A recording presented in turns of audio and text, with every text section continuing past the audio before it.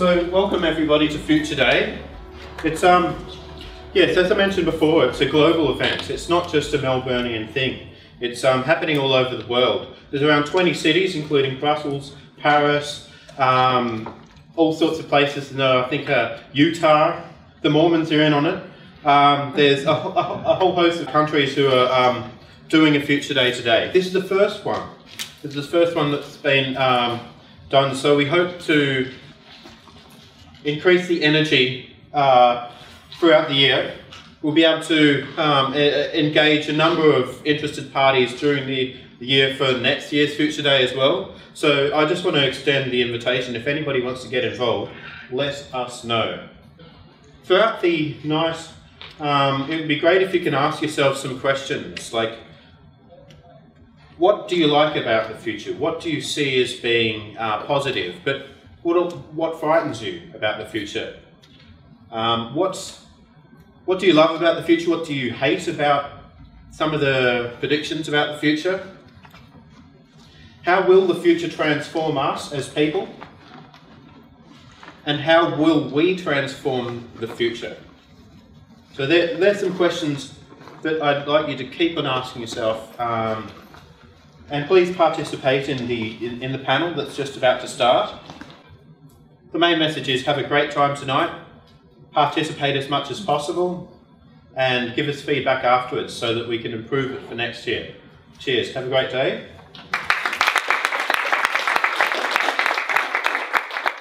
Hello, not Sarah, but that's okay. I'm from Swinburne, Victoria, and I'm here to learn as much as anything because I actually don't know much about futurism. So I'm pleased to be here, and we've got 3 wonderful panellists, 4 soon. Sean's just on his way. What I'm going to do is basically just introduce the panellists. They're going to have a little chat for 5 to 10 minutes. Then we're going to have a bit of a discussion amongst themselves and then open it up to the audience. So our first speaker is from France. His name's Alain Moulet, and he's been in Australia for 3 weeks and leaving on Sunday, so just for a short time. Alain is an engineer and he worked at the French Embassy for 4 years as the Science and Technology Attaché, and his main field is innovation. He's here in Australia developing a network that looks at redesigning the spaces we live in, called Living Spaces for Change. And his main focus is how to engage young people in thinking about the future, so he offers us a unique perspective from the French point of view on that topic. So over to you, Alain. Thank you. Can I ask you just to keep your voice really high because it's quite low, I've just noticed from back there, so use your chest. Just to add, that I didn't tell you, but considering that we have 2 territorial and environment planners near me, my last job up to yesterday was for 3 years the territory planning team of the French Prime Minister. So working with all local councils, regional councils, ministries and European Commission on territory planning, and mainly focusing, in my case, on innovation, competitiveness and digital society. So we have a lot of things in common. I just left because I want to do things that really cannot sometimes be done from inside the government, and maybe better through community networking engagement. So that's what I'm trying to do now. One of the reasons I accepted to participate is that one of my concerns, and I'm not the one who raised this question, but when someone raised it, I just realized it was really true. At least in France, but maybe also in Australia, there are too many young people who consider they cannot have a future. If we go, for instance, to the suburbs, you know that in France we had riots in the suburbs some years ago, and it happens sometimes. One of the real reasons is that young people in high school or college don't see any future. They cannot imagine a future. And if you have no hope for the future, you do not even try to do anything. So the question is, what are we offering to our children? Because I'm a bit older than you are, of course. And how can our children express what they would like, and do we listen to them? I think that's the main question, and sometimes people do not even ask. One of the main trends we have in our society is the aging population. So, are we going to create a society for old people? Now, in a way, yes. Yes, because we have to be able to have a society in which, when we will be old, and I will be older first before you, so I feel concerned, we will be able to live with well-being and dignity. But we have to increase, in consequence, how we listen to young people, because there will be less numerous. So we have to increase our effort we cannot count on number anymore. A second, because we must avoid living in the past and seeing our society decline, because we need engagement by young people. They must have a future, they must engage, they must create. So we must make a greater effort toward young people. I'm here because of the creation in Melbourne of a new group called Kororoit Institute, with people who are regrouping and coming from many universities, but also from government or companies, and they want to approach the community organization in governance in a systemic way, as a complex system. And with applications, for instance, to land care. And they couldn't find in any university or research body or any place, a place where they could regroup as people from many fields, so not one scientific field, many fields, with both theory and application. So they have to create a specific group. And there are some people I met when I was scientific attaché in Australia, and I'm here because I'm creating something a bit similar in Paris, and we're creating a network, international network, that we call Living Spaces for Change. Alors, Living Spaces for Change is about changing our living spaces, but considering them in a global way. We live at least in 4 dimensions. We have the human space, all our links, social links. We have the digital space. Now, for us it's obvious, for some people it's not so obvious. We have the natural space of the nature, but even the water, the air, the things we take for granted. And then we have, finally, the physical space, everything we build. But all those 4 spaces, we live inside them simultaneously, and they are linked. If you think about it, if you change one thing in one of these dimensions, you impact the others. And that means that if you want to address the places we live in, we have to address the 4 dimensions at the same time. And that many people, we are not organized to do it. We are organized in silos, and in public administration, in research, we do not do it completely. So we have a problem. The idea is to apply a systemic approach to it, and to center it on the people, not the buildings. The idea, for instance, is not to build a new building, it's to offer people a right place to live and to work. And this network will have, or has already, French, Australian, Finnish, Dutch, Thai, and American members. So, now I will address the young people case. If I apply this to young people, but it can apply to the other things in the same way. First, there is a change that is necessary. First, because of the evolution in digital technology. The IT impacts because it offers new solutions for social community, for collaborative work, for collective intelligence. So we should use it. But in addition, it changes the way that people think and act, in particular the young people. So we have to take this into account. Then we have the human evolution. The way people think and act is different now from last century. If you take young people, we are building the same schools than 150 years ago. If you look at offices, we are building the same offices than 200 years ago. Maybe there is something wrong. It's not people-centered, it's building-centered.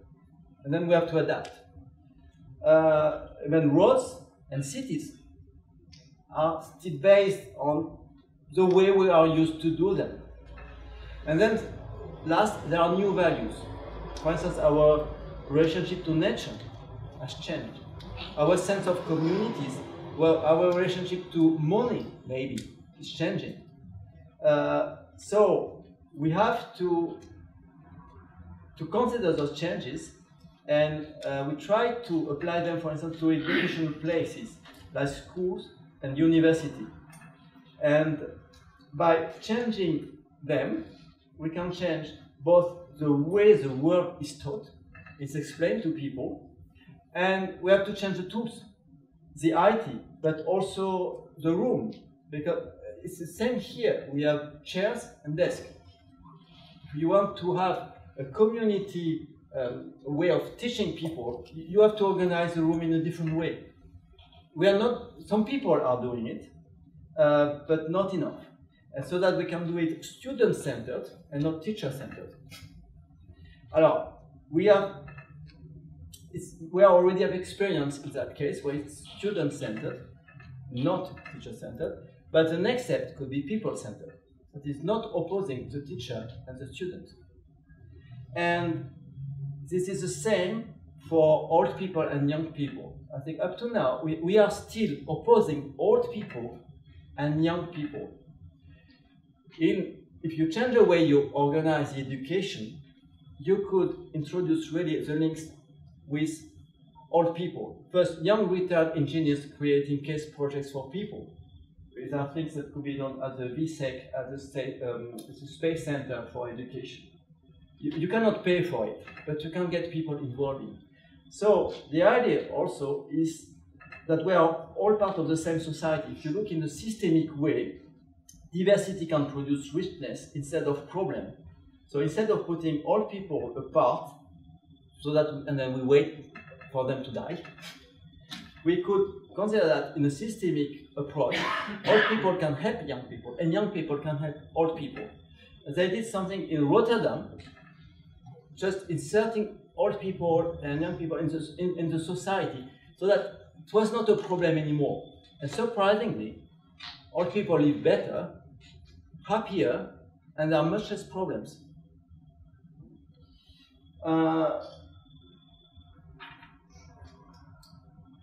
So that's what we're trying to do, to look again at the way we are looking at the way people live, and to really look at the place of young people and their relationship to other generations. So I will stop here and then we can have a chat later. Thank you. Well, that was really interesting. Picking up on some of those themes, we have Crawford, who is a futurist. Karina is looking at the moment, she's actually doing her Masters at Swinburne University in Strategic Foresight, but she is a member of the Association of Professional Futurists, which, as I've learned tonight, is presenting scenarios that allow people to think about what might happen in the future and be prepared for it. But she's also a community activist, and she's been involved in Occupy Melbourne, and she'll be talking about the difference between a really amazing future and a really terrible one, which I think we're all pretty used to. Over to you. Thank you so much. Well, that's a hard act to follow, Alain, and actually it touched on a lot of areas that it's given me a good sounding point to come across that, to cover about how Occupy and Anonymous and so forth are really addressing those issues of engagement, because I believe we're here to speak about how we can get young people more engaged in community planning in the future, and I would argue that they're engaging themselves and we better look out or they're going to make us obsolete. But anyway, the future, it's a very interesting thing. We're all talking about it, thinking about it, we have a day for it. But the interesting thing about the future is we never actually get to it. We only ever get to the present. So what we do in the present really does inform the kind of future we do inherit. Now, I'm currently a Senior Youth Project Officer for the City of Bureau, which is Campbell Q, Hawthorn, blah, blah, blah. A really high concentration of secondary schools and secondary school students. And I run a leadership program there called the Tomorrow Makers, which is designed to bring futures literacy in kids love it because they get out of class and they get to spend the whole week talking about wacky things, and envisaging different futures and running letters to the future and all sorts of devices that encourage people to see the future, not as something linear, but as something like a bit of a spectrum, a bit of a smorgasbord. And you really do have the power to determine where you do go with it. Which I suppose informs my involvement in Occupy Melbourne.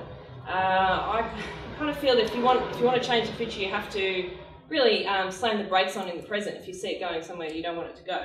And I think it's fairly unprecedented. As someone on the media team doing the tweeting and so forth for Occupy Melbourne, there was this real groundswell. And as a futurist, one of the things you're taught to do is scan the horizon, always scanning the horizon for what's called weak signals and so forth. And I certainly noticed that there was, obviously, my bread and butter is understanding youth culture and so forth. So I've been involved in, been going on websites like 4chan for a number of years, which is very interesting. But it's also enabled me to see the formation of a group that's known as Anonymous, and join a group that's known as Anonymous. I might as well out myself. So fairly interesting position to be in as a youth worker. So Occupy is an unprecedented groundswell. There were 2,500 cities worldwide that were taking on this one tactic, and a very unsustainable tactic of camping in public places. It is comprised mainly of young people, and of course in Europe we have situations where 50%, in Spain there's 50% unemployment, Greece 30% unemployment. This movement is very much the preserve of young people. And one thing that is coming out very loud and clear is that the current political system is just not engaging enough. Now, someone who's working in council and running leadership programs, there's a lot of pressure to shoehorn young people into pre-existing governance structures, teaching young kids how to run for council, teaching young kids about the Westminster system, and encouraging them to get young Labor, young Liberal, blah blah blah, and their eyes just glaze over, and rightfully so. Because we have a political system that was designed for an era where information could not travel faster than a horse and cart. Where these kids grow up, they can vote anyone off with a flick of a thumb on Australian Idol, and they are just used to an engaging environment. All of the entertainment that's available now will simply sink like a stone if it's not two-way. The political system is not two-way. And I think that it speaks volumes to the kind of future we might inherit, that people are beginning to treat political parties and mainstream politics as kind of a reality TV show where you vote people on and off. And I've noticed some of that's sort of a little bit of a sociological scan there, Karen, my fellow strategic foresight classmate. But with Occupy, teaming with young people, all who are very passionate about a more equitable future for everyone. What's fascinating to me, as someone who's been kicking around and been a ratbag for a number of years, is that they are just really steadfast in their distrust of leaders. And who can blame them, given that the kind of world they've inherited from people who are in positions of authority? They're inherently anti-authoritarian. If you look at the popular culture that's really resonant with the Occupy movement, for instance, the V for Vendetta masks, and everyone loves Fight Club and so forth, and there's this great line that says, we guard you while you sleep, or blah, blah, blah, blah, blah, so, just don't mess with us. And I think that what previous generations might have called class consciousness is manifesting really quite strongly in these young people, and they see a future where they're not really stakeholders, It's leveraged to the point where people invest so much in procuring the education that allows them to keep their head above water that they just never really, I don't know, there's this profound disillusionment that has given way to the Occupy movement. And I think that it's a juncture of available technologies and economic circumstances and I don't know, look, it's a fascinating thing, and I've been very proud to be a part of it. So the question is engaging young people in future of their communities. I think they're sort of rushing in. There's a dam burst. Occupy Melbourne, as I said, was not sustainable, and it was, it's frankly stacked out with lots of really annoying hippies. But it's pretty much only annoying hippies left at the moment because it is unsustainable. But one of the interesting things that has come of it, and we were talking in a meeting the other night, all of the things that Alain's talking about are really front and centre of the new strategy, and you heard it here. This is, if anyone here is from ASIO, this is our new strategy. We have decided to put our energies into, and this is a foresight exercise because we all did a visioning process where we imagined a new political system and what would be required for people to be self-governing. So we've got a project called Placemakers, and we are going to encourage people to get active in their own local community and organise basically neighbourhood assemblies where people make decisions about how the community's run. And it's about preempting things like peak oil, which as a futurist you really can't discount. So resource shortages and food security, food sovereignty. Obviously when there are resource shortages it makes food very expensive. Food sovereignty is a huge issue in this country. We'll be net food importers very soon. Kind of scary, particularly in the context of climate change. And what really strikes me, as someone doing a master's and being taught the techniques of scanning and making sense of all of the white noise around economics and politics and so forth, is how well these kids get it. They really, really, really get it. And they know instinctively that they have to organise amongst themselves and they have to organise horizontally. So I think the future will be rather like a rhizome. And I think that what really, the big trend, if I was to group everything together into a trend, would be decentralisation. Whether that be political, whether that be geographical, all kinds of things, the way we share, yeah. So I say, here's to the future, bring it on, and here's to young people, because they're making it happen.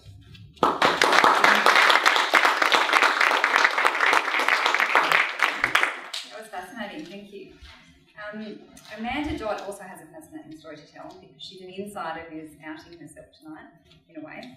She's an environmental planner for an outer city council in the West, which is a growth area and struggling to deal with what the state and federal governments consider a priority for the environment and also what they consider a priority for growth. The challenge that Amanda is grappling with is what you legally are to do and what she wants to do from within council. She's also a part-time convener of the Friends of Iramoo group that looks after native grasslands and sustainability issues in the West. So she's here to tell us about her challenges. Over to you, Amanda. Hi. So I'm not a futurist, and the first thing I heard about Future Day was a few weeks ago when Tony Smith asked me if I was interested to be involved. So I'm very interested in hearing what you guys have obviously thought much longer about than I have, and I look forward to learning more about Future Day and futurism. Like Kabina said, we kind of have to deal with the present in order to deal with the future, and that's where my role as an environmental planner at council operates. I'm slightly different from these guys in that my focus is on biodiversity values rather than community values, so I come from a flora-fauna protection point of view. But through my work at being the convener of Friends of Iramoo, I also see how people obviously play a massive role in what we can and cannot do with our biodiversity into the future. So basically I'm going to give a little bit of a spiel, because it doesn't look like I'm preaching the converted for once, about the planning situation that we currently have with our biodiversity and with our future open spaces that we're going to get. The state government has created an authority called the Growth Areas Authority, which some of you may not be aware of. So the Growth Areas Authority basically has the responsibility to design all of growth in the western, northern and southeastern corridors in Melbourne, which is basically chewing up a lot of our green wedges. So things that were set aside to be the lungs of Melbourne and to give Melbourne its livability. This process has basically been designed to fast track planning and to fast track, I would say, biodiversity loss. But some say to facilitate the creation of bigger conservation reserves. One of the problems that I face is that the laws and the regulations that I have in dealing with developers and in dealing with the council in which I work don't necessarily reflect what I was taught at university. So I was taught at university about how threatened this ecosystem is, and the ecosystem I'm most interested in is grasslands, and some of you may or may not be aware that Victorian volcanic plains grasslands are one of the most endangered ecosystems in Victoria, and I'd be surprised if many people in this room have actually ever been to one. These systems are really diverse, and they can help support us humans into the future, because they have supported humans in the past in that our Indigenous community relied on these ecosystems to survive. And they allowed us to colonise Australia when we first arrived 200 years ago. So they could basically get sheep and cows off a boat and chuck them on the land, and they were fed and they were happy. Now, our sorry state is that we have about 1% of this ecosystem left.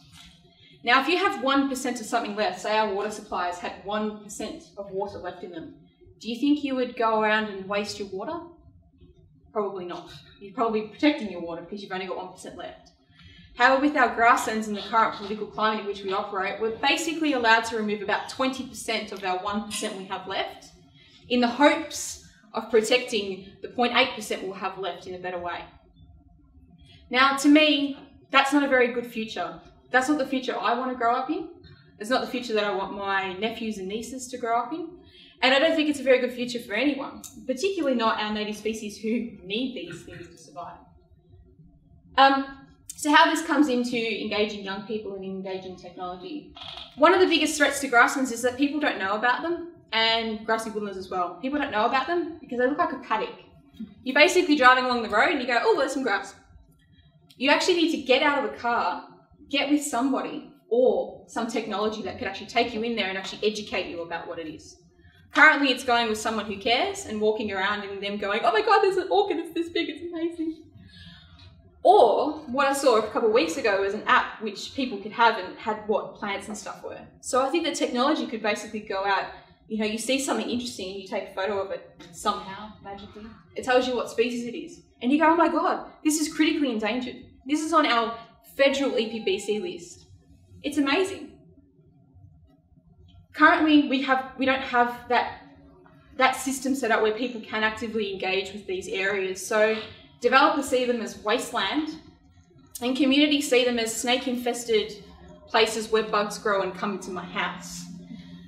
And I think that what we need to do is get young people to change that point of view, and we need to change the way we develop these communities so that these places can be place-based areas where people can actually enjoy these areas and utilise them to their advantages, and really start to be involved in biodiversity and not see us humans as being separate from it, because we're not. We need it and it needs us.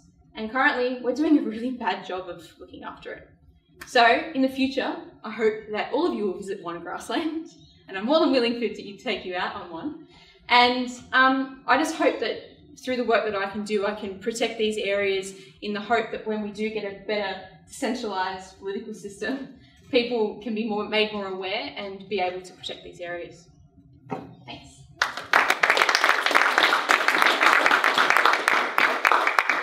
Thanks, Amanda. That was amazing.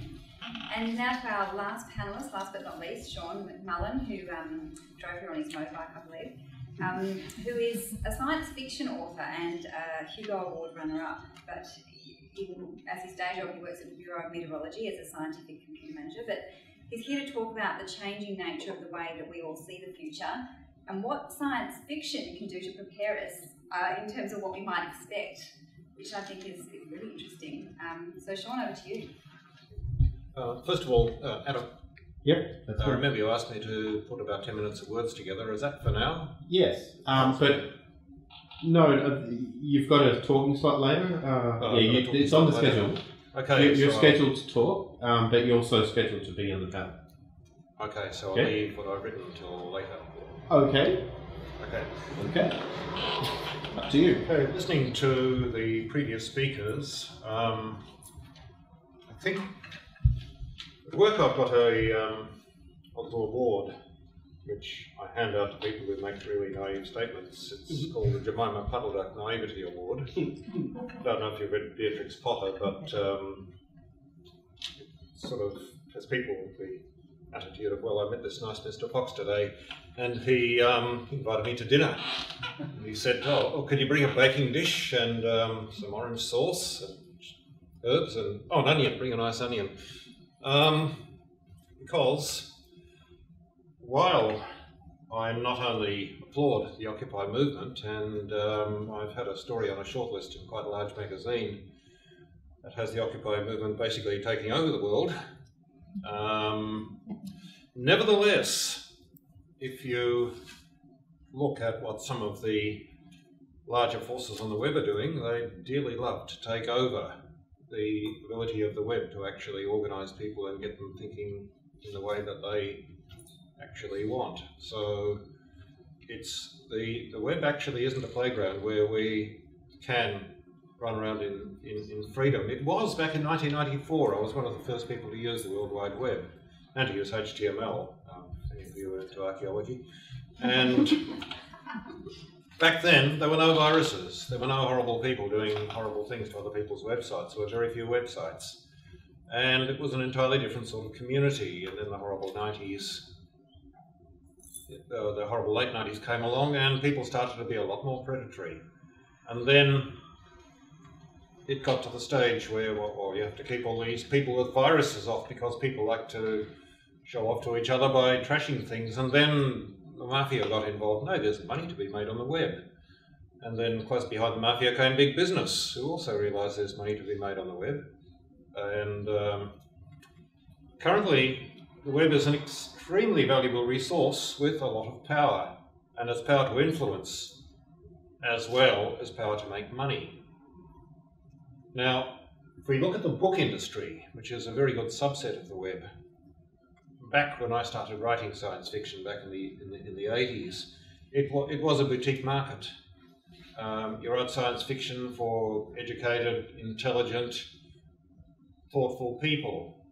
And then, in Australia especially, the very, very large publishers got in and started, well, there's a lot of money to be made as long as you dumb down the content and you expand the market and you get rid of all this cutting edge stuff, and you try to get your market share up to the millions as opposed to the tens of thousands or even hundreds of thousands.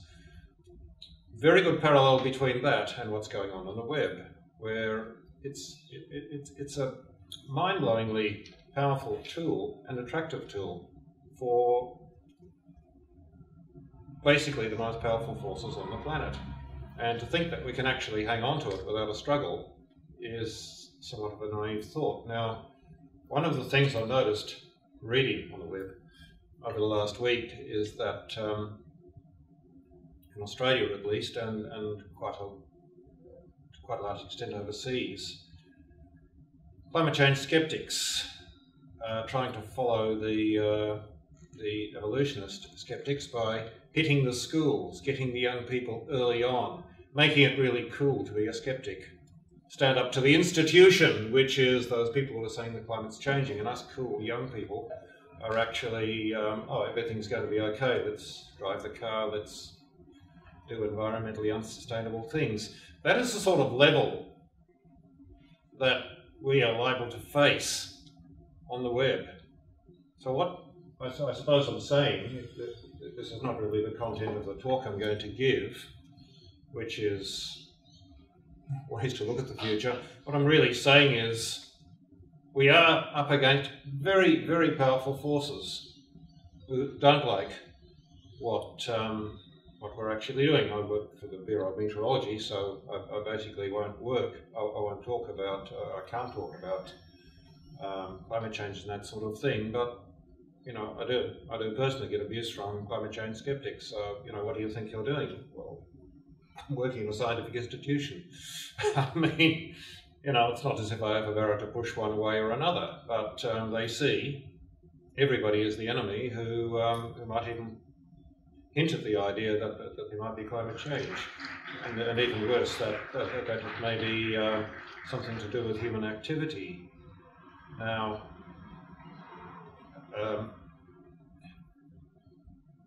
the last factor involved with people like that is money.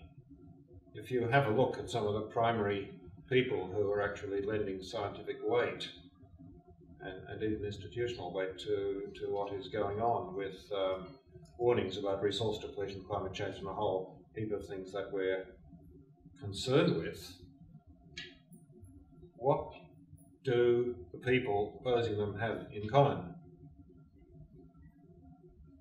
What they have in common, I don't have very much of it, is this stuff. Lots and lots and lots of money, and if they were to put in a 10,000th of their discretionary disposable budget, it would actually swamp anything that any of us here or any of the movements can do in terms of financial power. They can get a lot of press coverage, they can get a lot of media coverage, they can get a lot of internet coverage. So we have to think smart as well as being sincere and putting the message across. And I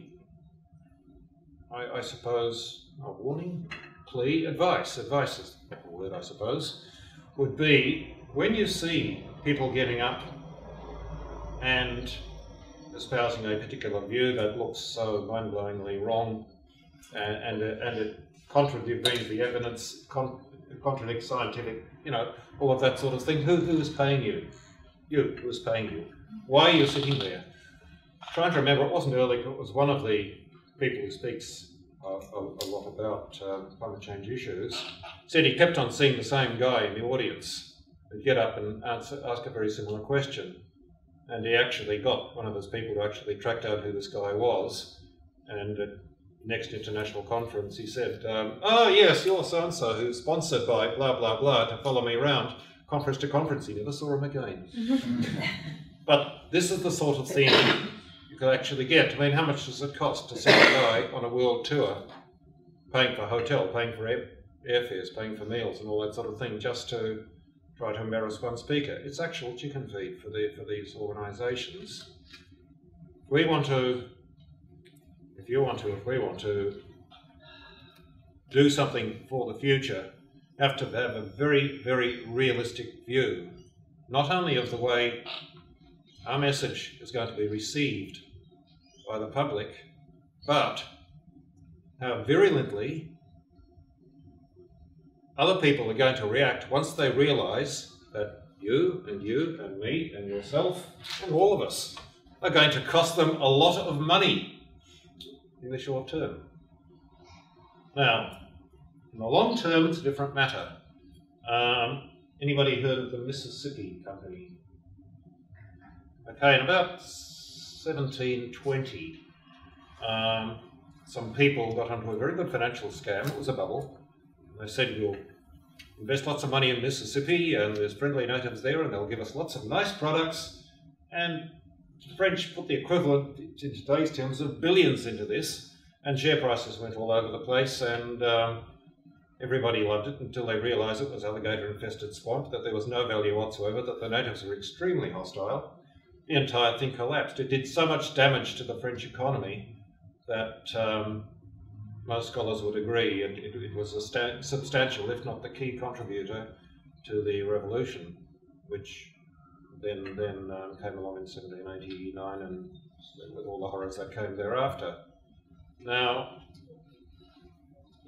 that's the sort of, long-term view. If we actually fail up badly enough now, there can be quite horrendous consequences when, 20, 30 years in the future, the young people today look back and said, what did you think you were doing there? And why did you go along with it? Why were you not fighting it, even if you weren't participating with it? And on that warning, I'll finish.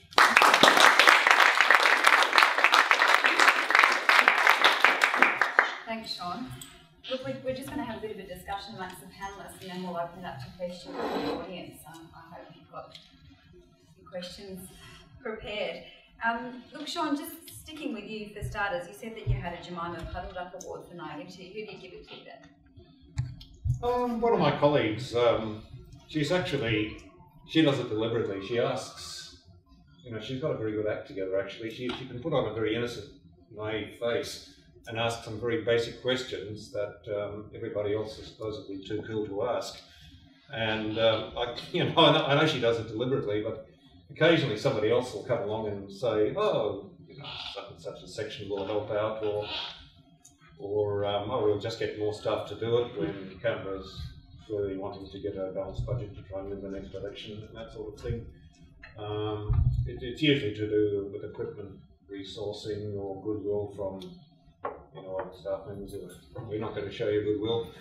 So it's that sort of thing, but it's in a sense it's not an entirely bad thing to win the Jemima Puddleduck Award. You only get it until the next best person comes along, because those questions need to be asked. Those very fundamental questions, like okay, look, it's the Occupy movement's really great, but if it costs people $15 billion, which it could well do if it meant some interfering with something really fundamental like coal exports, iron exports, infrastructure, uranium exports, they earn, together those four are about $15 billion, I think. It's really serious money, and people are not going to take that lying down. So just bear in mind, you take on the establishment, you take on a very, very powerful foe, and so because we're all relatively poor by comparison, we have to take them on very, very intelligently. Kavina, do you think that the Occupy movement did take on those forces intelligently? Well, they certainly took us on very successfully.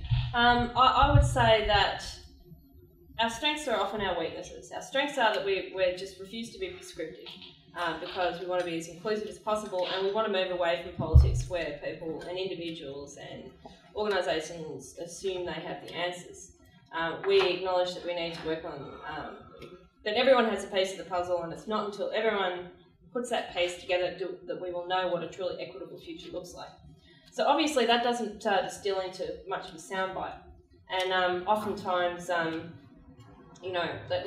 there was a really interesting article in the Age the other day that said, Occupy's lost the point or whatever. But then in the article it says, they've gone off into all these other different things, blah, blah, blah. So people seem to know that we're about governance and about corporate greed and so forth. But then they argue that we don't know what we're about. So I don't know. I don't know. It's a complicated question, I think. Yeah. What about on the theme of disillusionment, which I think, Alain, you touched on as well? Kavina said that was at the heart of the Occupy movement. Oh, she didn't say. I was thinking that. Sorry, that disillusionment was at the heart of the Occupy movement. Perhaps is that true? And Alain, what do you think? I mean, what's your answer in terms of addressing that disillusionment? Do I think it's a disillusionment? I think it's more anger and frustration. Anyway. Well, how do you address that? And that's open to anyone. Yeah. My reaction to what said Kobina is that the real problem is the governance system, because the democracy we are in comes originally from Athens. Athens was a small city. Everyone knew each other.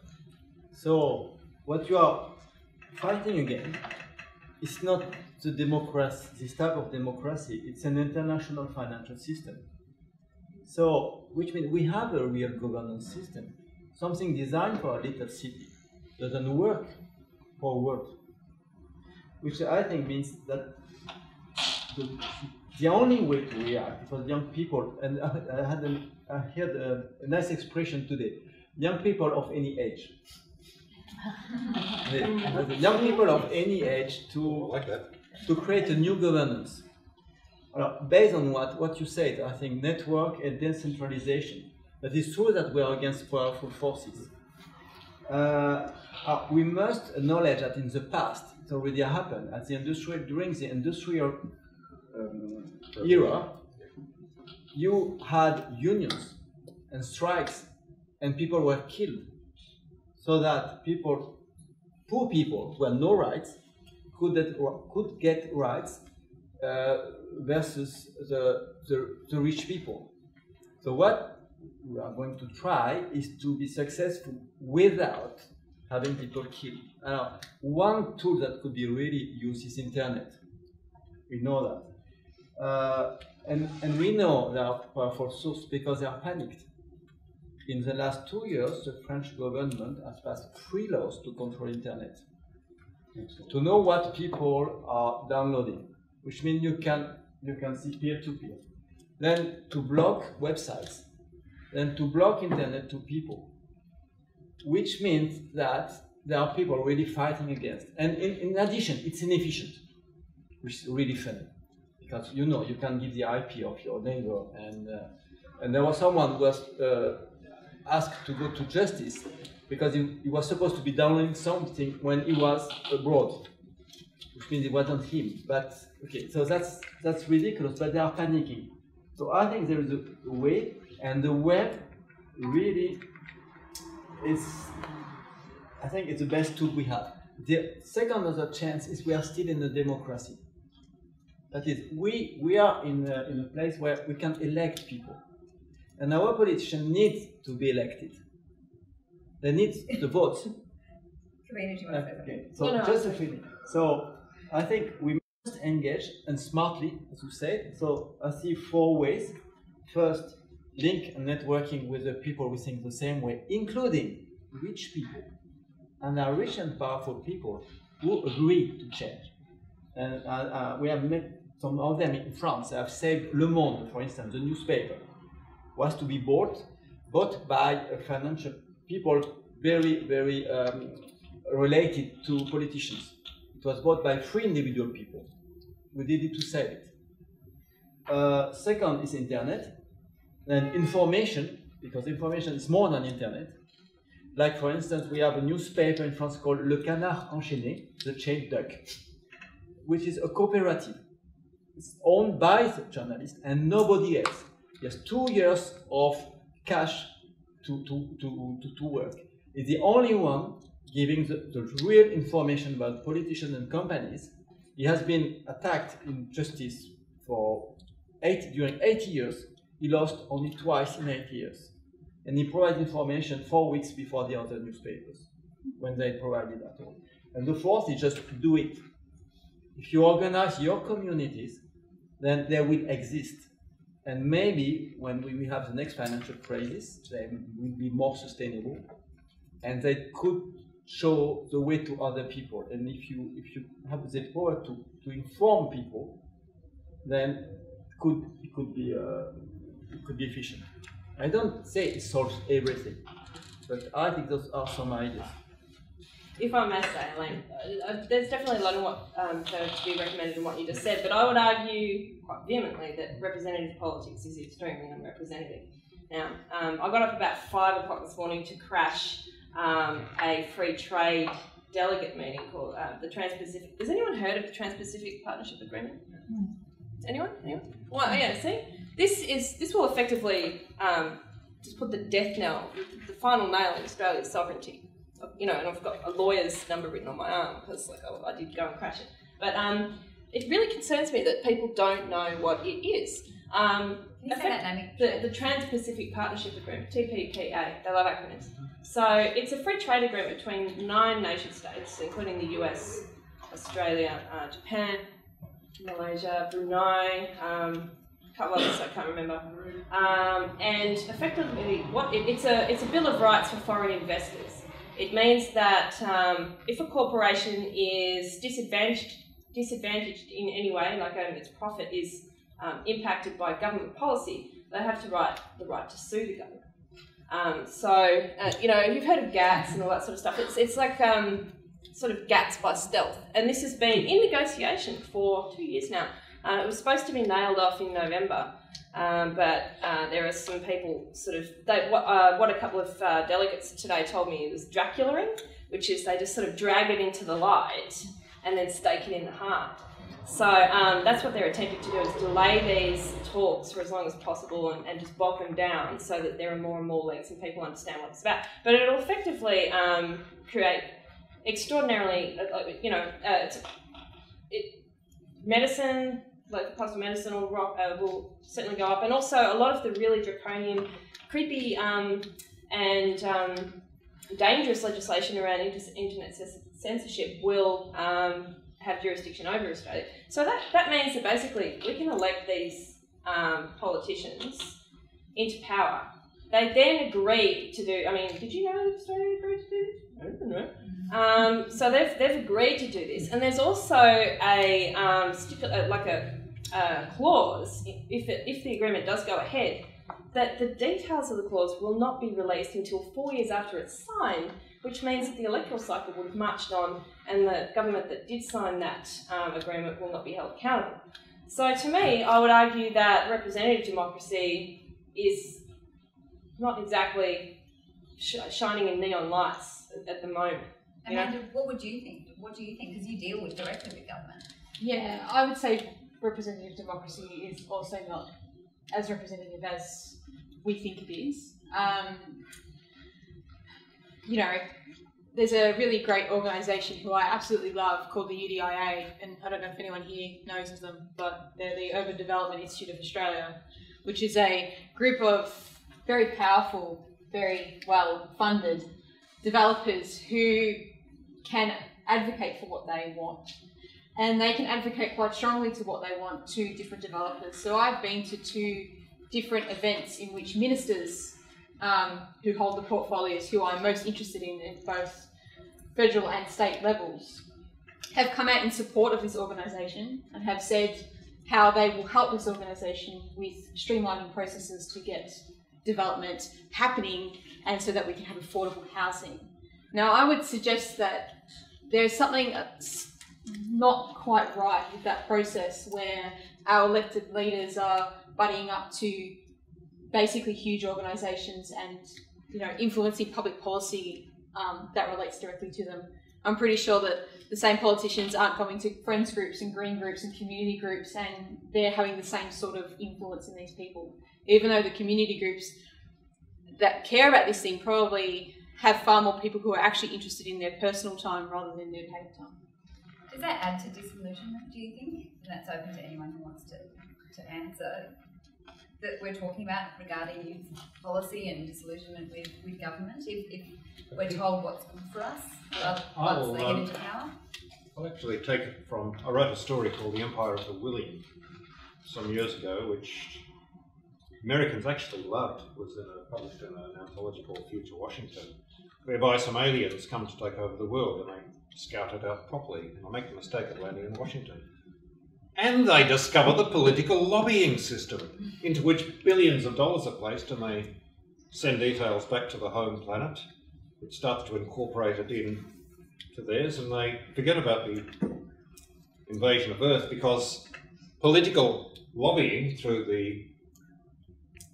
all levels of the planets in the galaxy, whether they're democratic or empires or whatever else, this is wonderful. You just pay money and you can get the government to actually do what you want, regardless of who's... And that's basically what we've got. Once again, I've talked about billions on the internet. Billions go into lobbying, and it's an institutionalised process in America, but it actually happens in Australia too.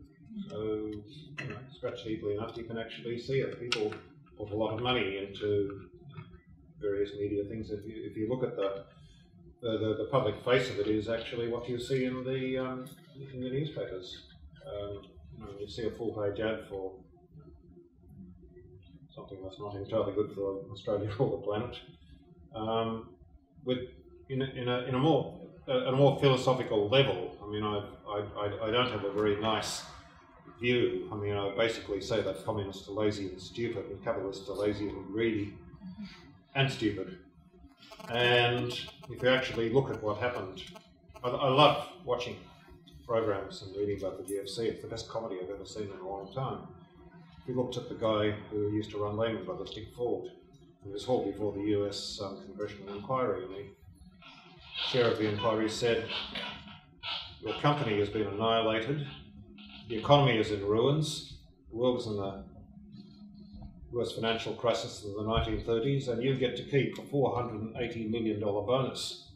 I ask you, is this fair?" And his reaction was, and that was it. He didn't answer. Now, I mean, when you look at that and you say, well, capitalism's won. No, it hasn't. It's actually just got a clean field, and it's doing extremely badly. we actually need an ideology which actually doesn't have the worst vices of the extreme right and the extreme left, because neither of them work. Left to their own devices, people want to be able to get ahead of it, and with hard work you want to reward, which the extreme left didn't do. On the other side, it's a matter of, well, cheat, lie, do whatever you possibly can to actually increase your own wealth. And that doesn't work very well either, because people get very resentful. If we go back to your country, well, mine actually, my ancestors got out of France in 1789 with all their money and fled to England. So we're pretty good futurists. And, oh yes, I went to Ireland, which wasn't all that right, but anyway. Some of them went to Scotland, that's where I come from. But point is, there was things like tax farming and things like that, which were very similar to, in their own way, to the modern to the modern economic practices. They were, in theory, legal. They made a lot of people a lot of money, and then, in a sense, they were the cornerstone of the economy. And they got a lot of people very angry when they started to starve. And we're not far off that sort of thing. In my talk, I'll actually dwell upon just how far we are from getting a lot of people very angry very quickly, and that's like, a few months away, sort of quickly, if the right sort of circumstances come along. But I won't take away from my talk. Just on that note, Sean, though, I mean, talking about trying to engage people and young people particularly in the future and talking about the future, to get away from that sort of the negative thinking and the doom and gloom scenario, which I think we all fall into so easily. I'd just like to hear quickly from the panel before we open it up to questions, really quickly from everyone, what is a positive way of engaging young people and talking about the future? Do you want to start? Yeah, start with you. Just really okay, I would point you at two science fiction novels, one an Australian actually, with Kororoit Beach, published 1958, which had Melbourne as the last place on earth where people were still alive, and yes, good place to make a film on the end of the world, but that wasn't David Gardner, that was a reporter, and which frightened people so damn badly, as I was a child at the time I remember, that suddenly the whole prospects of the nuclear war keeping those horrible communists at bay was a very bad one. Well, no, we don't want the end of the world in order to keep ourselves, free and democratic. But number two, there was another novel, was published in 1983, I think it was, William Gibson's Neuromancer, which I'll talk about later on. And back in the days when we had 110 baud speeds and, really clunky modems and Clatterbane keyboards and 8088s, if anybody is into old PCs, this thing talked about a wired society and jacking into the net and zipping around the world and doing things on computers on the other side of the world, and it was so cool. I had, people's, oh God, I can't wait for this to happen. And then, 11 years later, thanks to Switzerland, I think it was CERN, wasn't it, not the web gun? The original one was sponsored by CERN, but anyway, suddenly, this prototype wired society showed up in Neuromancer that the kids went out of their brains over it, so a lot of the adults too, suddenly became real, and people just fell into it. That's the reason the internet took off so fast, because all of these kids had actually read the cyberpunk novels that had started off so brilliantly with Neuromancer, and well, there it was. In a sense, Neuromancer actually inspired people, a lot of people, to actually set up the web the way it was actually set up. So inspiring young people. Yeah, so it's inspiring positively. You can frighten the hell out of them, like you did with On the Beach, or you can say, look, this is a really, really attractive, cool future. If you've got the imagination to actually put it to them, they'll want it. Alain, what about you?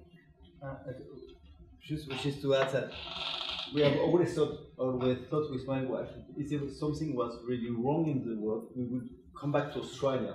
Because I think it would be the most protected place in the world. Okay, for two reasons. When we went Canberra, we were quite calm because we knew nobody in the world knows Canberra. They would forget it. You can survive in Australia without the rest of the world. which is not always true of the rest of the world. True is the opposite way, it's true also. But then another point that it's true that I am a science fiction fan, so I've read a lot of science fiction books during all my youth. The fact is, after some time, I switched to heroic fantasy. Because all the brave new worlds we had in the space opera time up to the end of the 60s and early 70s, then where are the utopia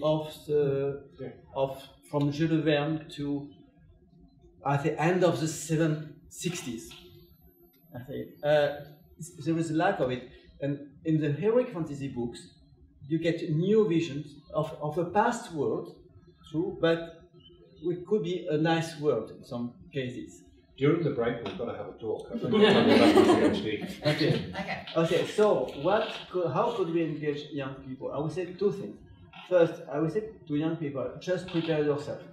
Just work on what you are, because nobody will be able to take you what you are. That is your social skills, your knowledge, your ability to link, everything that is not linked to money or physical possessions. Because we are not in a capitalist society anymore, I think. I think we are in a financial society. Because capitalism was done for industry. We are no more in that society. So money is at risk. Really. That's great. But what you are, nobody can take it from you. And what we could do really, and that's something because I want to work with other people, we could try again to build utopia. Utopia. That is, new communities, villages, small cities where we put in practice our ideas. And people will say it's not possible. I disagree. We can do things at small scales. And there are things that nobody would prevent us to do. Because being small, you don't really make all the big powers afraid. But if you do it, and we are numerous, all around the world, it's like anonymous. At some stage, it's very resilient. You stop 1, 2, 3, 5. You cannot stop a mass. And right. Maybe that's a proposal. Thank you, Alain. I just want to keep moving because I don't want to. No, not at all. I think we could all talk for a long time. Davina, what's your idea? Well, I think just don't bullshit them. Like, if you don't bullshit young people, then they'll be engaged because they're so used to people being condescending or, again, trying to shoehorn them into preconceived ideas of what young people should be interested in. I think, and look, as someone who, it's my job to engage young people. All you have to do is listen, and you'll be amazed at how capable and innovative and really quite passionate they are if given the opportunity, and if actually convinced that there is the potential for a fruitful outcome. Because a lot of the times people will tick the box when they're trying to engage young people. Oh yes, to do a survey. Oh yes, so they stood there and hold up the certificate, blah blah blah, and all that sort of stuff. Like, you have to really truly engage them, and you have to mean, and you have to want to. If you do want to engage them. But having said that, because that doesn't happen very often, they're busily taking over the world from under our feet. So, no, I'm serious. Like, if you want to look at just the reach, and I know that most of Anonymous are script kiddies, in that they're they're not able to really wreak havoc. But a lot of there's some very interesting things afoot with Anonymous. So you just explain what Anonymous is. Oh, okay. Well, it's just it's kind of like this. It's basically just a shadowy idea of people who self-identify as anonymous. I suppose the story is that there was this image board on the internet that became quite popular because you didn't have to sign in, and people just post up images, and people. It was just it's kind of like a nerd hangout, and then it became more and more engaging because no one was telling anyone what to do, so they made up their own culture, and then it became quite resonant, and it's actually one of the most trafficked boards on the net now. So, but that it's actually spawned its own culture now, and it's interesting watching over the last 4 or 5 years, but a long time, to see it go from basically a joke machine and a way of distributing porn to a really humming social movement. And we're signs of that. And being an anarchist, I was like, man, this is decentralised and people are being collective. No leaders. Interesting. And like lo and behold, it did spring to, like, given the economic circumstances and given Twitter and a few other things added to the mix, it really did,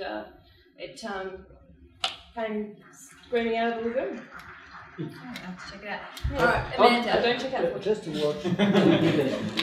So for the people who don't know, just watch V for Vendetta. Oh, okay. Okay, that's why the mask of V Fox is, Okay. and with the Australian star Hugo Weaving. Yeah. That you never see because of The that, mask. but Okay. it's used to that. It's kind of daggy now. No, but still. Okay. No, for Amanda, the, over for to the you. people I want that to hear never about seen it, I think it's interesting. So I'm going to take it on a little bit more of a practical, on-ground level because it's kind of what I do. I think you should listen to them, like you guys were all saying. And for me, and I'm 25, so I'm not that young, but the thing that got me interested in the environment from the age of 14 was responsibility. So I did a Clean Up Australia Day event, and Clean Up Australia Day is on this Sunday, if anyone who wants to put some rubbish out. So when I was 14, my SOS teacher, Studies of Society and Environment, said, hey, Clean Up Australia Day is coming up, you know, it'd be really good to get the school involved, blah, blah, blah. And I went, oh, that sounds like fun. It's one weekend. And I organised a thing down at my local park, and being 14, I got my shirt. I was the team leader. I signed everyone up. I got everyone the legal obligations of the site. And I ran the event at 14 on my own, completely with no external help other than my parents kind of signing up, and got about 55 people to the event. So from there, I went, I'm young and I can do something. And we picked crap loads of rubbish up and pulled stuff out of the creek. And I just thought, hang on, if I can do this, and you know, it's one day, one small action at one small location. I get that it's not changing the world. But if we got people enabled to do these small changes that they have the complete responsibility for within their communities, and they can get their grandparents along and the young people of all ages to these events, it kind of gives them ownership and it gives them encouragement for the future. And I think, you know, with that responsibility, young people just won't rock up necessarily. They'll just sleep in, but, well, I would. But knowing that, you know, with my friends group, you know, I have responsibility to, you know, all the people that I work with there, and, you know, our volunteers who come every week, and I only come once every month or so. And I have to come that day because me not coming gives them a bad, I don't know. I feel responsible to the older generation who are being there, to the middle generation, people, the mums who come with kids. And here I'm going, oh, I'm too tired, I really can't be bothered. And then you look at the people who are coming, like Stan and Karen, our amazing volunteers who are, how old, 70? And they come 2 times a week, every week. So, I don't know, responsibility. Give them ownership. Brilliant. All right, I'd like to open it up to questions from the audience now, so take it away. If you could just identify who you are and which panellists you'd like to go for it. My name is Chris Sealing. The panel talked about many important future challenges, and one that I want to put to the panel is the issue around intellectual property. I think that we talked about the democracy and representation of democracy being outdated. I think that the intellectual property laws that are increasing in terms of the strength are way outdated. Copyright times are being increased in America beyond the death of the original creator of the copyright material, and patents, I think, are also from the 17th century and even earlier. Would we not? So the question to the panel in general is: would we not have a better world if we really got rid, almost decimated these intellectual property laws, patents, and copyright of material? Yes. People are great. No. And also, can everybody just speak up? Coming out of university, you know, and being able to access hundreds of online journals for free, or not free, but through paid for the university, they're going into my first professional job and losing access to that information, it really puts people behind who are in a corporate setting where they can't actually get access to this information without paying ridiculously exorbitant fees. You know, from going to being able to read 15 to 16 journals a week for free, I can now pay $25 to read one. I think that the intellectual property thing around that and the consolidation of knowledge into academia rather than into people who can actually affect change, it really doesn't sit well with me. I was going to say, and it stops the young engaging in terms of innovating, things like that. And that's, I think, a bigger price we're paying than what we're gaining with these antiquated intellectual property laws. That's where I see them. I think it also assumes that people are stupid in a way, that they can't understand a journal article, therefore they shouldn't be able to read it. So I think that kind of has a lot of the issues we have with, as young people, rebutting the climate change denialists, is that we don't have access to the actual hard evidence and go, yeah, you're spitting this shit, sorry. But at the same time, you know, this is a journal article done by a university with, you know, really scientifically rigorously, but we can't put that back onto a site and say, you know, you think that this denialist is true, how about you read this is the source. You know, it's interesting too, but if you look at things like the singularity, and, you know, that's how I know atoms, you know, because I'm a bit of a singularitarian. It's fascinating how this knowledge, I mean, it's owned by corporations a lot of the time, and a lot of these technological breakthroughs shape our future, and it's not, like, the future is not a level playing field in many ways. And I mean, my stance on knowledge is that we all stand on the shoulders of giants, and knowledge should be, if there's anything that's going to be free, it should be knowledge, you know. But, you know, that's the thing with hackers. There's a way of just magically removing firewalls and all that sort of stuff. So, on that topic, can I ask, how would we build incentives around people innovating and discovering and engineering solutions to problems that we have today? If they can't patent, there's got to be some sort of social or some sort of reward system. I think patents go too far.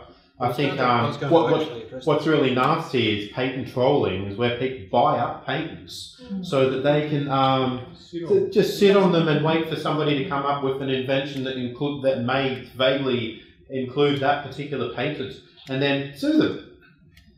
And now there's a culture of companies actually buying up patents themselves so as to defend themselves against these guys and make sort of weird deals that include, okay, well, we'll let you use this patent of ours if you let us use that patent of yours. And, you know, it's a strange culture. And it means that it's very hard for new starters or people with hardly any money or any experience in the legal field to do anything, because there's all these landmines, patent landmines. I mean, but how are we going to build an incentive for people to innovate that replaces patents? I don't fully agree, because I think the problem is the length of the duration of the patents. But even if you are young and you design something new, if you cannot patent it, you will not earn $1 from it. So if you don't have a patent, maybe for 10 years instead of 20 or 30, but just to get the possibility of getting money from it, then our chance is becoming so difficult that even large corporations have problems. We have seen the problem between Apple and I think Samsung. They cannot make it. So something I hope is going to change. Then there are things you cannot patent. It's all innovation about services, combining technology and creating new services. This you cannot patent. And it's a whole road of innovation. And there you can really adapt what is existing. You can use it to the needs of the people. Ellen, did you want to say? I just needed to comment that the whole thing about patents, it needs to be challenged. There's a drug company trying to patent a cancer cell, a gene. So if you develop that cancer, they own a part of your body. No, it's happening. It's in the courts at the moment.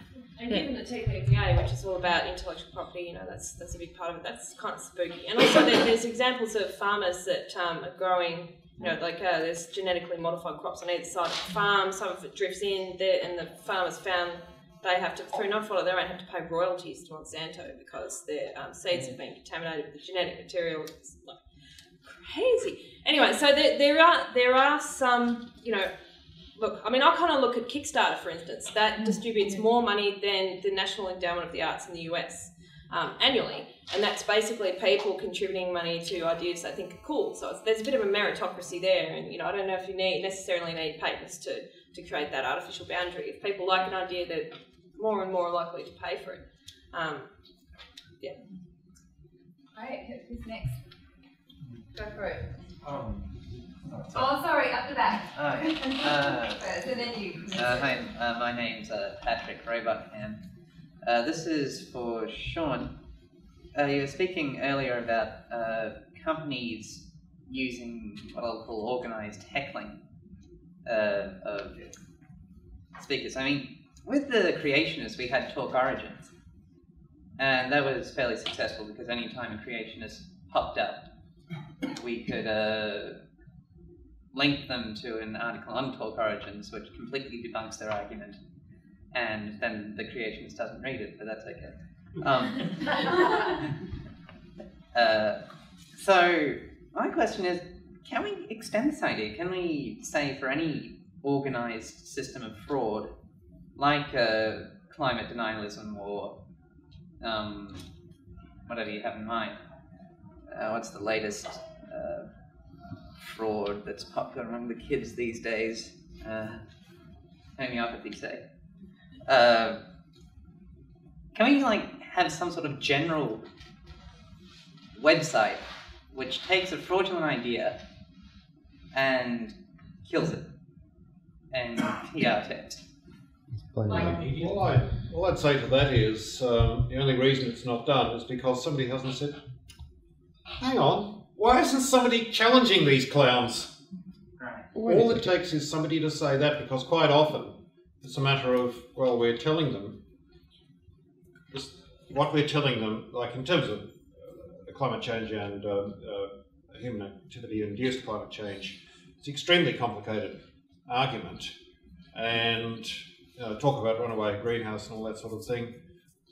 Well, you know, the math, the science, you know, we've got a supercomputer the size of this room, you know, that's running very, very, you know, like models whose output are in the petabyte range, sort of, you know, this sort of thing. I mean, that's how much storage we've got. It's only a few terabytes in terms of daily output. But the point is, it's very, very complicated modelling that only a few people in the world actually are really across. But in terms of widely ludicrous claims that are totally unfounded or are based on something that, an article that's been sponsored by a particular organisation in a magazine or in a website that's not at all, you know, like has no integrity, basically, it's completely commercially founded. In terms of exposing that, it's only a matter of doing the research and putting up a website, and that's it.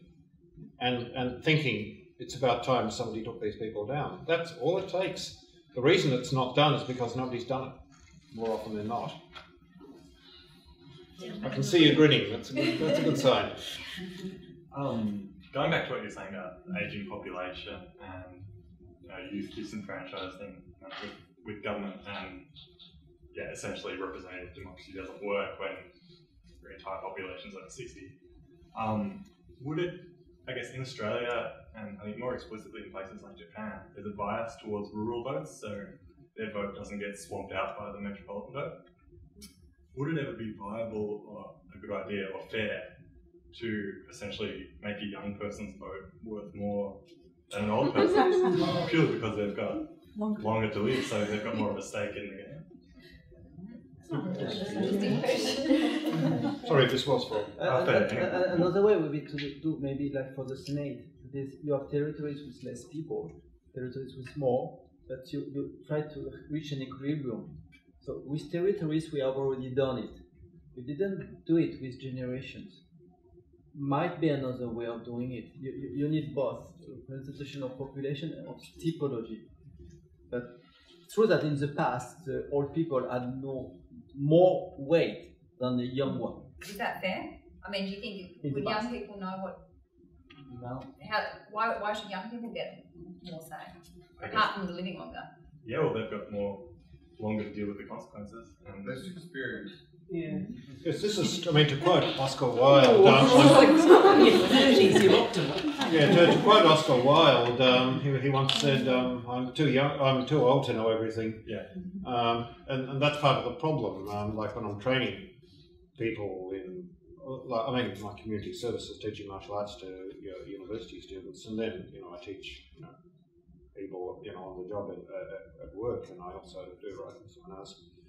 A lot of the problem is with young people is they don't know what they don't know, and they don't realise that, well, yes, this might look like a very good idea, but you realise all these consequences come from it, and maybe you'd like to reconsider and think through your case a bit more carefully before you implement something like this. So that, I mean, that is, I think, the sole problem, because the other, as we just had in the previous question, is, well, hang on, this looks like a cool idea, why hasn't anybody done it? Well, because they haven't done it.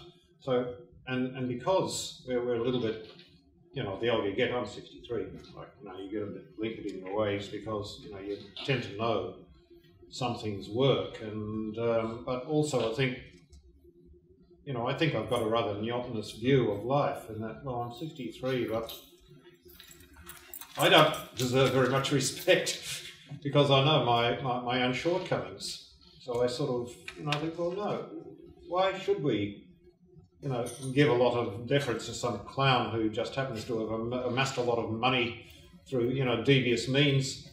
And no, he hasn't made his money because he's particularly clever. He's made it because he's good at amassing money and nothing else. He's like the lilies of the field. He soweth not, neither does he reap, but he makes a lot of money. And making money and actually working hard and building something are two different things entirely. So very important to remember, sort of not to give too much deference to the old, and very important to give a lot of mentoring to the young, so that, you can get a decent balance between their enthusiasm and their innovation, along with the fact that they just don't quite have the experience. Amanda, do you think that's a good idea? I think you need to use their innovation and experience and fresh eyes in situations. Working for two different local governments, I've gone in and seen data management systems and GIS systems and paper-based systems, and I just go, how are you still doing this? We're in the 2012. Why are we still keeping paper files? Why? We have paper files. Why are we not connecting every bit of information we have with the property with its spatial location? And you take these to your managers and they go, oh, because, we've got to deal with this data organisation, and so we wanted to buy the same software with that data organisation so that we could streamline who we bought stuff from. Rather than going, okay, this council has a really good data management system, let's buy that. This council has something, let's do that. Let's innovate quickly. So the system isn't supporting young people in their innovation and fresh eyes and knowledge because it moves so slowly. You can't. And basically what happens is, and I was finding this, was that I was getting, and still am, you come in and you go, I've got all these ideas, we can do all these great things, and then you get these people going, no, that's going to be too hard. No, that's going to cost too much money. No, we can't do it, that's going to take too long. And that's really disheartening for young people to have this constant negative, no, we can't do it because of this or that or the other. We need to use that skill to innovate organisations and use the experience to pick which innovations they've come up with to follow through. I'm sorry, but I think that frustration has nothing to do with age. And the same innovative minds have nothing to do with age either. It's more about, I think, it's not that people can't be innovative the whole time, it's that some people that I work with probably still have the ability to be innovative, but they've been beaten down to the point where they just, they see the innovation, but they see all the problems that come from it rather than seeing the potential benefit of going through with it. And I get that with a lot of the people that I work with. You come up with an idea, they go, oh yeah, we thought of doing that, but this will happen, and then this will happen, and this will happen, and this has happened in the past. And you go, well, this is the future. We have new technology. Maybe we could give it a go. So why is it that I have the problem with young people constantly bringing in the same plan that somebody tried 2 years ago that doesn't work, and the next 18-year-old comes in and says, oh, let's do this, we've got to do this first. And we do that. 2 years ago it didn't work. It didn't work again this time. And it's the same thing. They are not moving into the future always. And this is the brick wall that I was talking about before. Look, I think that there is you've got to be careful. You can sometimes calcify, and I found myself doing it. I think, to go back to your question of governance, it's a failure of foresight, you know. And there's a neurobiological reason for that. Humans aren't very good at thinking on their own life, you know, time. And the interesting thing about under 25, well, it's not until the age of 25 until the part of your brain that predicts consequences fully forms, which is why young people do stuff like drive cars really fast and try and foment global revolution, you know what I mean? Because everyone will be like, oh, we've tried that and it didn't work, tried that in the 60s, it didn't work. And young people don't care because, you know, that, like, failure is not an option. Failure never occurs to them, you know, like, let's just try it, it'd be cool. And I think it's really good to maintain that, you know, beginner's mind, and I think it should be rewarded. But, I mean, just what you're saying is young people will be older longer, so they should have more, you know, more of a say. I think we should really, look, to me, it's all about a failure of foresight. And as Karen will attest, thinking about long-term futures is a learned skill. And we should really be, it's a literacy, and we should be focusing on giving people and equipping people with the skills to predict or to assess the consequences of their actions in the present. That's a great point. It's just a question that someone's been up, this gentleman up the back's had his hand up for a while. An observation before I go further. You mentioned level shooting on the beach. Level shoot ran a novel one time about our usual subjects of aviation and basically everything going to that. And he had no highway, wasn't it? I'm sorry? No highway. All his novels were based on some sort of aviation theme from his own life. Anyway, one of his prime characters was an Aboriginal who happened to be the Queen's pilot, which was a bit sort of forward-looking. And he was what he quoted was he was a 7-vote man, because as you obtained more status and did various things and passed various tests, you got one more vote, such that not everybody was equal. In fact, an 18-year-old kid is not having the same degree of understanding of what's going on in the world as somebody who's managing a company or who's been, you know, doing something for a large number of years. Anyway, just an observation. And also the connection between On the Beach and the internet. DARPANET was set up specifically to be survivable after a nuclear attack. That's the reason we have it. And of course you can't really divorce CERN from nuclear matters either. It's pretty hard to, it's in the title. So this thing that became a plaything for people and doing their, you know, their sort of social life on and so forth really didn't set out to do that at all. So it's an unintended consequence, probably a good one. Now, I want to demur here, or at least disagree, with the general tone that nobody dare speak out against the idea of climate change as in a human-induced catastrophe, which is pretty much, it's got an anti-technological root to it to begin with. And certainly dystopian, as Alain was saying. There is no bright, shiny future that kids are being given anymore. And I can remember very clearly the Club of Rome report being touted out in 1970 as, this is it kids, there is no future. Paul Ehrlich, who's now the darling of the environmental movement, or the eco-disaster movement really, was saying that there will be mass, you know, it's too late, there will be mass starvation, billions of people dying by the mid-70s, maybe maximum 1980s, that's it, you've got no future. Now that has to have a negative effect on anybody's incentive or how they're going to view the future or act in the future. And I think we ought to take... We might just move on to a question. Okay, well the question is this. I've been to a number of things over the road at Melbourne Uni and sponsored by Melbourne Uni where there is a very disturbing thing. If Ian Plimer's not there, there is open ridicule of the man that used to be in charge of the geosciences school, purely because he stood up and said, look, I've assessed the data, and the data doesn't match what's being said about it. Same with Kindermoth. Sorry? Is this a question?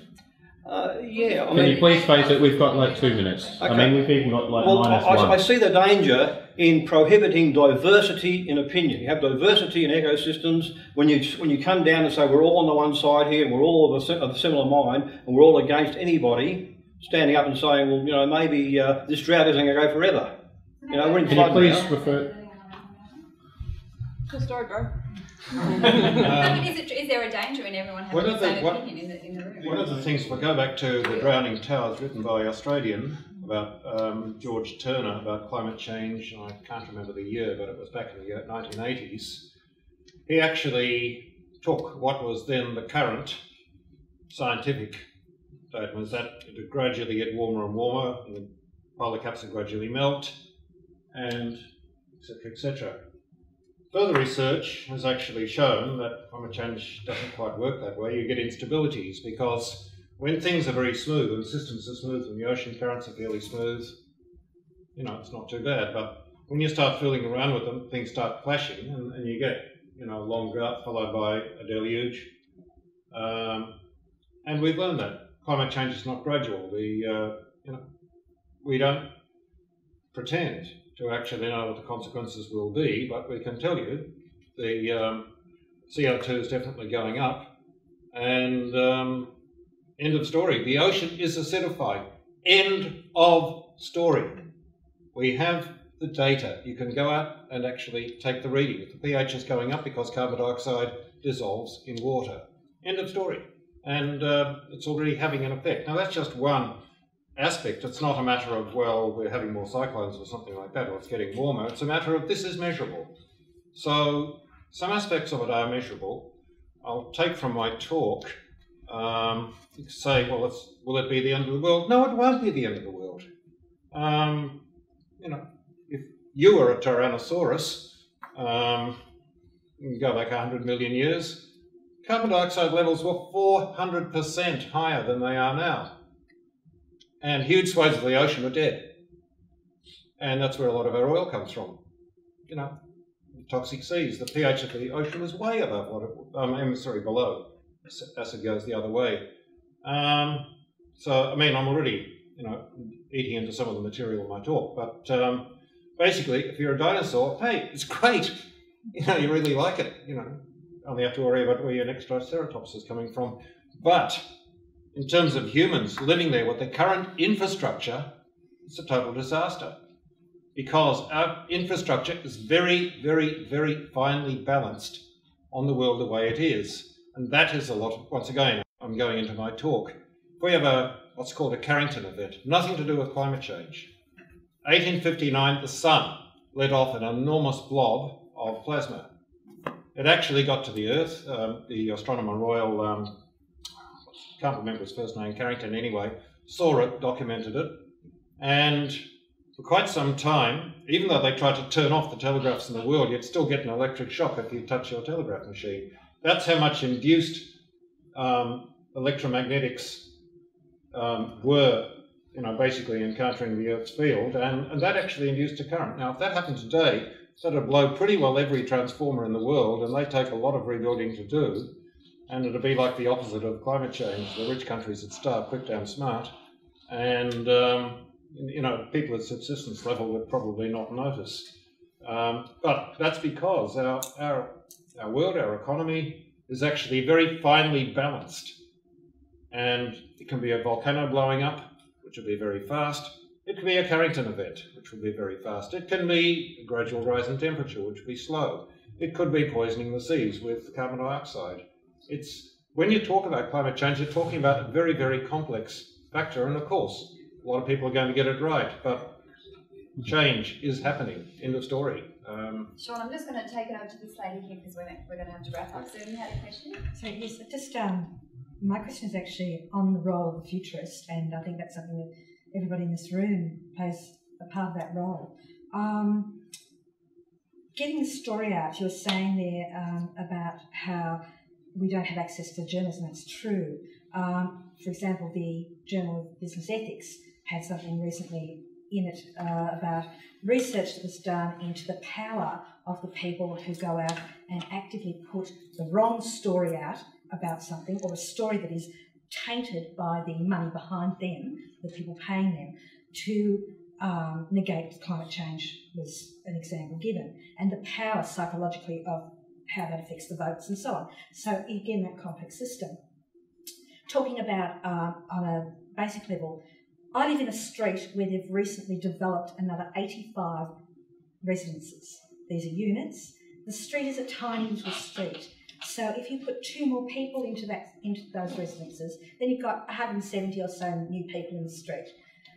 There's only 260 people per annum increasing in residents in the entire suburb, the whole city of Knox, right? So why does one street need to be developed to carry another 170 people? And this is the madness of development. The stories that we put out, being able to go out and actually take what we learn and spread it through the community, I think is a very important part of making change and getting those stories out there in a way that's colourful. So do you see that as a role, that just has to be increased? Is that the way we fight some of this disinformation? As we have a science fiction writer on the panel, I'm going to say that narrative is key. Yeah. Narrative is the very best way to get people to consider future scenarios. And I think that that's why science fiction is so evocative to so many people. And you could argue that science fiction really has shaped our future through technological development, visions of the future, more equitable future through Star Trek. I mean, I grew up with Star Wars. But I'm talking even just the general truth of the story told in a way that people suddenly say, oh, gee, I get it. Narrative. That doesn't make sense then. I think connecting arts in with some of the thing is really important. For me, getting biodiversity messages across using photography, using illustration, using other techniques is much more effective than me taking someone out and going, holding their hand and showing them around. Stories and connecting people with what actually interests them. So if reading interests them, then connect them through reading. If taking photos interests them, if playing on the computer, but using as many diverse ways as possible, because one way is not going to catch everyone. Could I just go back to very, very briefly France? About 1160s, a chap called Chrétien de Clercq wrote a thing called the Arthurian Romances, and introduced the idea of a thing called the other stories used to be about chasseurs de gestes, which were big hairy men hitting each other with swords. He introduced the idea of the roman courtois, which was the court des romance, where they had women in there, they had romance, they had people fighting for the honour of a lady rather than as warlord, and that sort of thing. And French aristocracy, the English aristocracy, took one look at that. This is really cool, we'd love to do this. And they started to actually imitate in real life what they were reading. And the whole idea of what we see as medieval society, like the upper crust of medieval society with their tournaments, with their affairs, with going on quests and all that sort of thing, basically comes from a literary conceit, which the same as Neuromancer.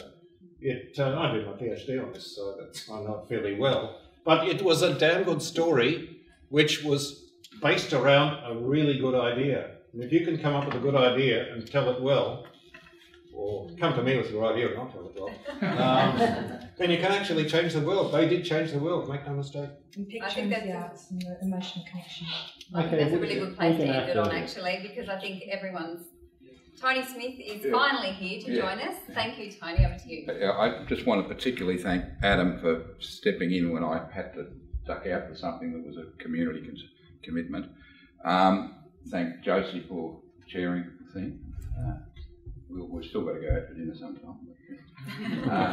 Thank Amanda, Gabina, Sean and Alain for participating, and thank you all for being here. And I know Adam's got a tight agenda for the rest of the evening, but just thanks to everybody who's done their bit tonight. And we'll chat. My punishment for being late is staying late. So, but those others who have to go, feel free to do.